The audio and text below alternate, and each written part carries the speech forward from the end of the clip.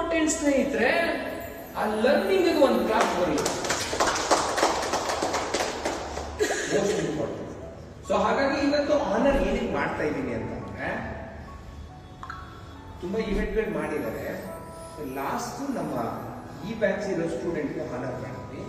ಅದ್ರ ಜೊತೆಗೆ ಇವ್ರ ಗ್ರೋತ್ ನ ಅಬ್ಸರ್ವ್ ನಾನ್ ಮಾಡ್ತಾ ಇದ್ದೀನಿ, ಪ್ರೊಫೆಷನಲಿ ಪರ್ಸನಲಿ ಅಬ್ಸರ್ವ್ ಮಾಡ್ತಾ ಇದ್ದೀನಿ. ಒಂದ್ ಏನಾದ್ರೂ ಒಂದು ವರ್ಕ್ ಕೊಡ್ತಾರೆ. ಇವಾಗ ಯಾರೋ ಒಬ್ರು ಅಡ್ಮಿಷನ್ ಬರ್ತಾರೆ, ಅವ್ರಿಗೆ ಯಾವ ತರ ಹಾಸ್ಪಿಟಾಲಿಟಿ ಕೊಡ್ತಾ ಇದ್ದಾರೆ.